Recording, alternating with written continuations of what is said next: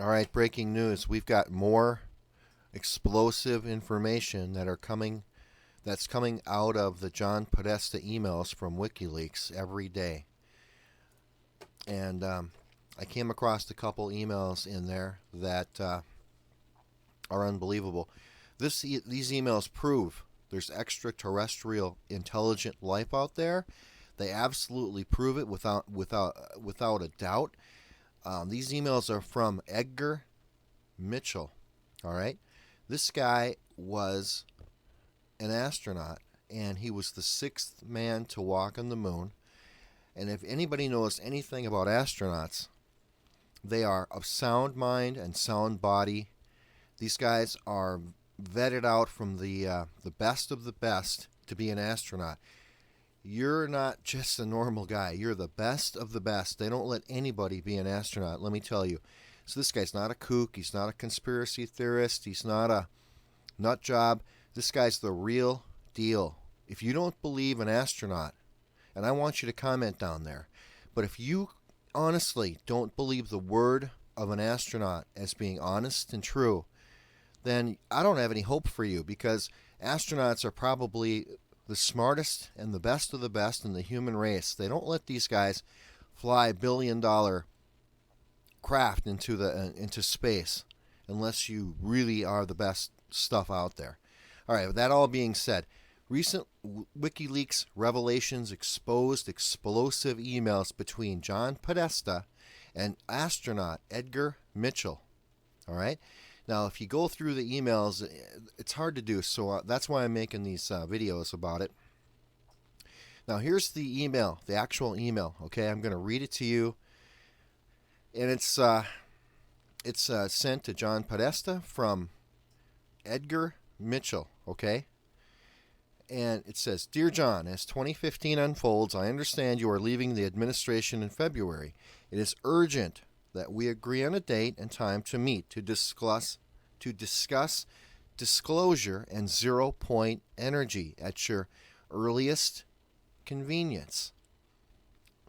And it says, my Catholic colleague Terry Mansfield will be there also to bring us up to date on the Vatican's awareness of ETI. Okay? Now I'm going to read that again.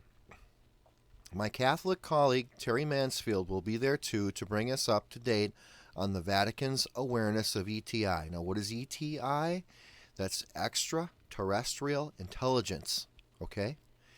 Now, to go on, it says another colleague is working on a new space treaty citing involvement with Russia and China. However, with Russia's extreme interference in Ukraine, I believe we must pursue another route for peace in space and ZPE on Earth. Now, ZPE is 0 point energy, okay? Now, I know people out there, 0 point energy, and people are just, you can't get something for nothing, and the physics of it. I've seen all the hate comments, okay? You're not getting something from nothing. 0 point energy. 0 point doesn't mean you're getting something from nothing. There's an ether. Einstein. Hopefully you believe Einstein. Einstein said there's an ether that surrounds the Earth, and it's the whole universe is bathed in ether. What is ether? It's just simply energy. And it's homogeneous, which means the energy goes in all different directions at once. All right, so what you got to do is you've got to figure out a way to electronically rectify this energy that surrounds us. When you can rectify it safely, you can then use it as energy. And it's unlimited. You're not going to put a dent in the energy of the universe by, lighting a few light bulbs in your house. The situation, though, is with 0 point, with the ether, in the wrong hands, it's too much energy for evil people. Evil people, if they figure it out, they can do great harm to mankind with this energy. That's why all the governments of the world suppress it, because yes, people have figured it out. Look at Moray. Look at this guy named Moray, Morray. He figured it out. He figured out how to do it, and he was suppressed. He was attacked. He was shot at, and he Finally, someone took his device and smashed it, and he decided it wasn't worth it. They were attacking his family. And there's a lot of things. There's disclosure about this with with Greer. There's a lot of Dr. Greer. He had a guy come on there in his show and said that his dad worked with Area 51 and he figured out a way to rectify this, and he actually blew up a building. They didn't do it right, so they stopped the project. They probably are still working on it, but at the time they stopped it. It was too dangerous. It is dangerous, but if you figure out how to do it correctly, it'll supply the energy for the whole world with no cost. But anyway, sorry I went off on ZPE, 0 point energy, but I wanted to explain that. I know a lot about it. Okay, so on with the email. I met with President Obama's Honolulu childhood friend, U.S. Ambassador Pamela Hamamoto on July 4th at the U.S. mission in Geneva, when I was able to tell her briefly about 0 point energy. I believe we can enlist her as a candidate and resource in our presentation for President Obama. I appreciate Aaron's assistance in working with Terry to set up our meeting. There's a couple people that he was working with. It says, best regards, Edgar D. Mitchell, SCD. That's his science doctorate or whatever it is. Chief Science Officer and Founder, Quan Trek, Apollo 14 astronaut with sixth man to walk on the moon. Okay, so that's one email. Now here's another email. I'll move right along. Dear John, now this is an email again from Edgar Mitchell to John Podesta, which John Podesta was directly involved with Hillary, of course. Dear John, because the war in space is... I'll start over. Dear John, because the war in space race is heating up, I felt you should be aware of several factors as you and I schedule our Skype talk. Remember, our nonviolent ETI from the contiguous universe are helping us bring 0 point energy to Earth. They will not tolerate any forms of military violence on Earth or in space. The following information in italics was shared with me by my colleague Carol Rosen, who worked closely for several years with the Werner von Braun before his death. Werner von Braun was the father of our space program. He was actually a German scientist in World War II, and he developed the V1, V2 rockets. So he was the first rocket scientist to ever create a rocket. And after World War II and Project Paperclip, we brought him over here to work in the United States, and he went right to NASA, and he was the top scientist for rocket research. And again, to go backwards a little bit, it said, remember our nonviolent ETI from the contiguous universe. So he's admitting right there that we have contact with an extraterrestrial intelligence. He's saying that we do already. So this is a full disclosure, and they make it sound like it's no big deal. Now remember, these emails were confidential and private. Obviously they're out on the internet now, but it just goes to show you the elite people on this earth, the astronauts, the high-end senators, and people in the know there's extraterrestrial intelligence out there. There's people from other planets that communicate with us and talk to us. This is real stuff, people.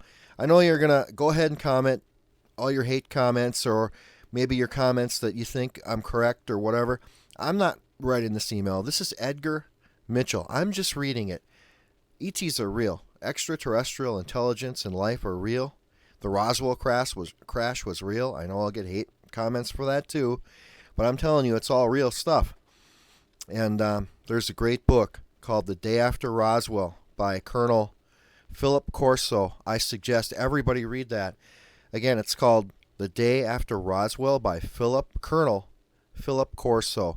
He talks about all the artifacts that were harvested from the crashed craft in Roswell in 1947, and he took those artifacts and gave them to industry that was already kind of working on it, but gave the artifacts to the industries that were working on the technology to kind of speed them up.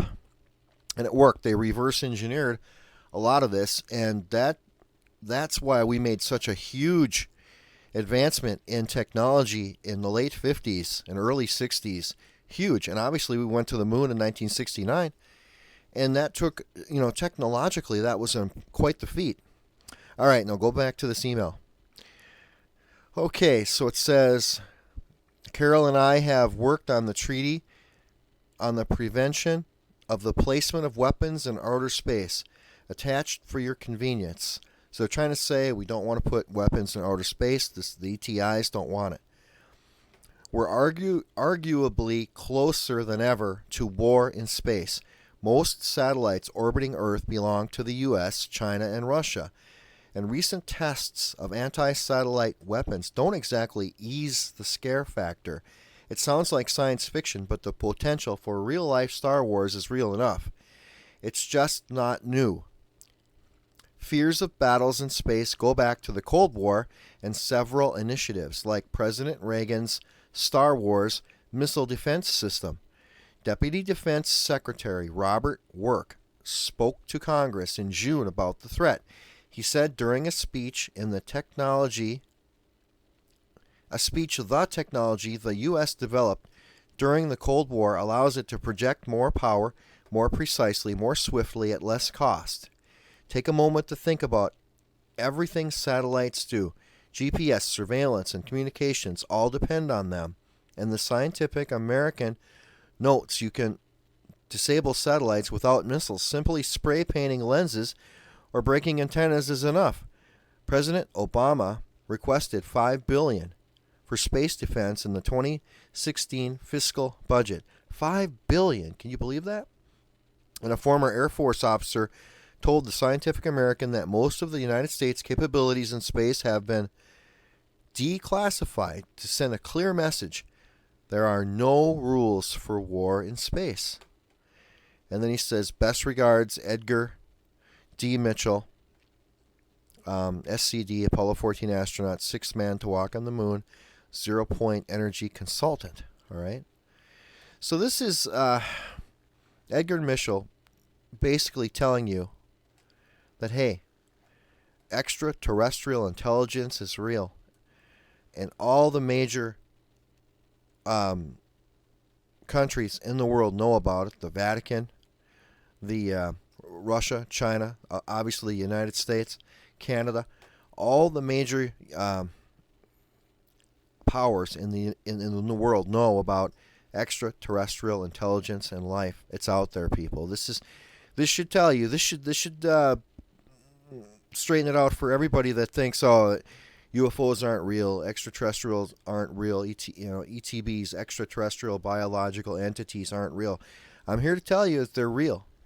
And again, this guy's an astronaut. He's not a nutcase, not a conspiracy job. Now, I want you to comment. I want you to comment below. Do you believe extraterrestrials are real? Have you ever seen a UFO? I want you to comment. Put your comments down there. If you've seen a UFO, write your experience out. Share it with people.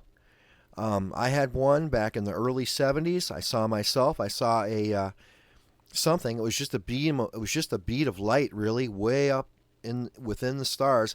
I saw it traveling pretty fast. I saw it stop. I stayed in the area, and then it went at a 90-degree angle from the projection that it was at. Now, that was in the early 70s. We did not have satellites that moved like that, and this was deep into space. I saw one myself. You don't have to believe me, but I saw it. It was just a bead of light, but I saw it stop, and then I saw it move again at a 90-degree angle. And the speed must have been incredible because it was so far away. Okay, please subscribe. Please like the video. And again, I want your comments down there. I want to hear what you think. Are extraterrestrials real? What do you think? Signing off.